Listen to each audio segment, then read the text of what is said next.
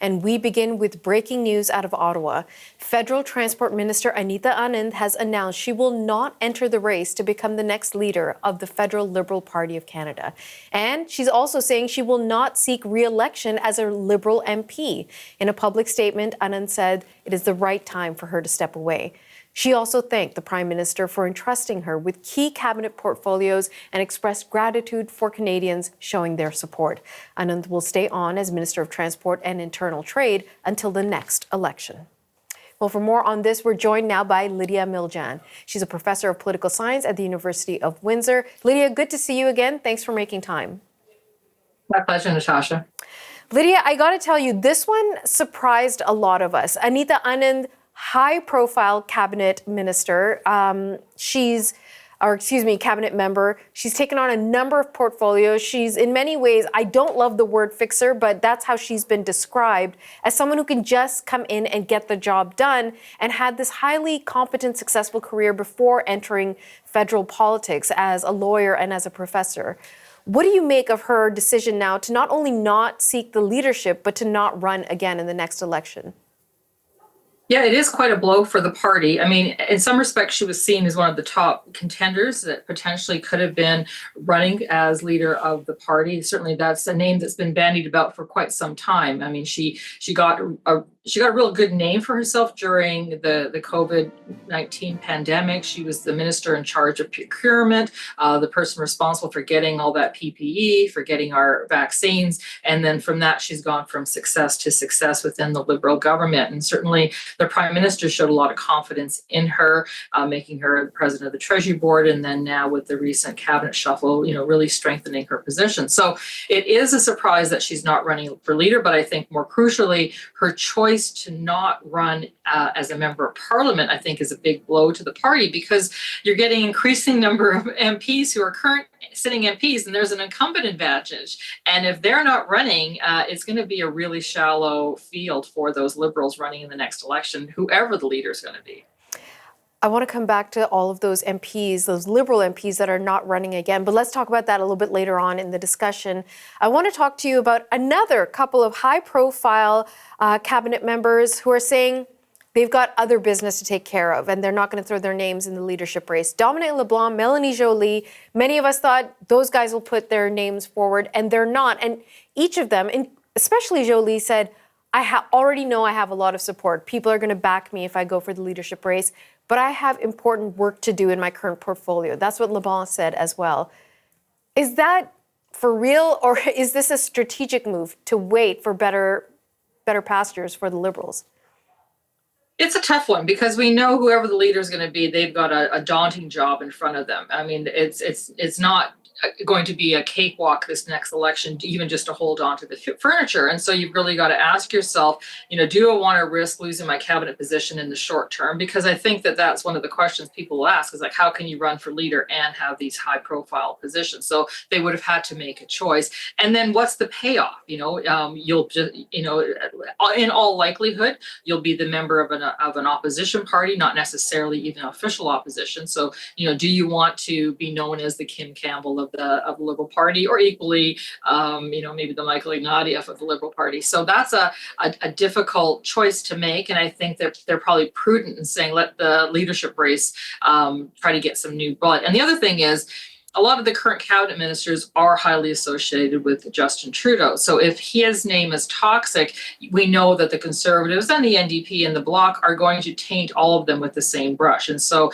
I think that a lot of the cabinet ministers probably realize that they're not going to do that much better than the current Prime Minister. Well, that leads us nicely to Christia Freeland, right, who is so dynamic in this moment, because arguably she is the reason Prime Minister Trudeau is stepping down. I mean, there's so many factors, but it was her stepping down from the cabinet, that letter that she lobbed against him, criticizing him, that just set the dominoes into effect. But as you say, this sort of being tainted by association with the Prime Minister and the policies of this particular government, is there any way she's going to be able to manage around that if she wants to be the leader? Yeah, so she's got, an interesting double-edged sword. On the one hand, again, she's highly associated with the Prime Minister and all the negatives of that. But on the other hand, she can say that she was, Deputy Prime Minister. She was Finance Minister. She was the person that helped negotiate free trade with the Americans. So she's got a really strong CV. The question is whether or not voters will forgive her for her close association with the Prime Minister. She certainly got a big bump in popular support when she dumped the leader, but I'm not sure if those are the type of people that are necessarily going to vote for her in an upcoming election. They're probably the Conservatives that were very happy that she certainly she wrote that poisoned pen letter calling the Prime Minister's latest policy tactics, simply gimmicks. And the thing about politics is that, well, the number one rule is loyalty. And for her to essentially stab the Prime Minister in the front, never mind the back, I'm not sure if she's going to be able to get, rank and file Liberals to wholeheartedly endorse her. And I think it would be a really tricky position. But again, she is a sitting member of Parliament. And so that at least allows the government, if they were to choose her, to easily have their Prime Minister take a seat in the House of Commons.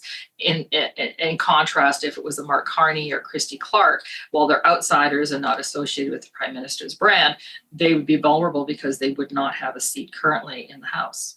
And Lydia, thanks for again reminding us that the leadership, whoever's going to be the next leader of the Liberal Party, is going to be selected by the pool of people who are card-carrying members of the Liberal Party.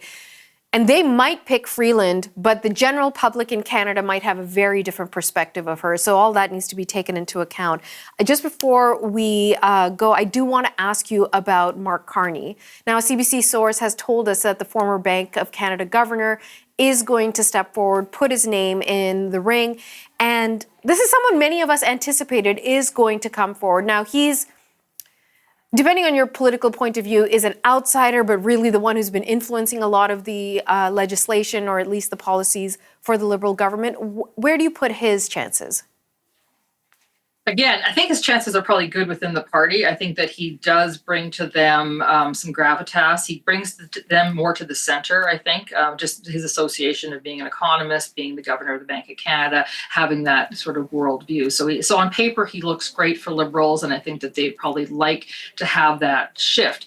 I'm not sure, again, if it's going to convince the rest of Canadians, because I think the question is going to be, and I think it should be posed to him, is what was the advice that you were giving the Liberals? Was it your idea to have the GST holiday, for example? Was it your idea to have these checks? You were famously brought on with the Liberal Party to give them advice, and I think that we should know what that advice was, and especially whether or not he's going to distance himself from the policies of the Liberals. I think they're all in really tricky positions, and there'll still be a really fun campaign to watch to see how they maneuver these tough questions.